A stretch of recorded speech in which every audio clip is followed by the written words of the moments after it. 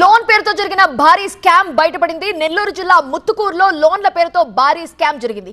56 మంది పేర్లపై రుణాలు తీసుకుని కాజేసింది ఓ ముఠా.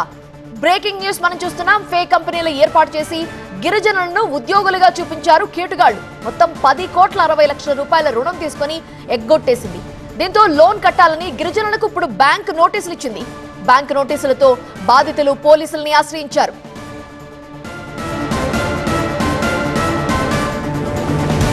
గిరిజనుల పేరుతో లోన్లు తీసుకుంది ఓ ముఠా.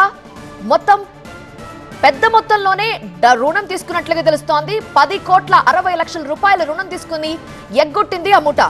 దీంతో ఇప్పుడు లోన్ కట్టాలని గిరిజనులకి బ్యాంకులు నోటీసులు ఇచ్చాయి. సో గిరిజనులు ఆ బాధితులంతా కూడా పోలీసులను ఆశ్రయించారు. మేము లోన్లు తీసుకోలేదు, ఆ రుణాలకి మాకు ఎలాంటి సంబంధం లేదు అని చెప్తున్నారు. ఆ ముఠా ఎవరు, ఎక్కడికి పోయారు, ఎక్కడున్నారు, వీటన్నిటిపై కూడా పోలీసులు ఇప్పుడు ఆరా తీస్తున్నారు.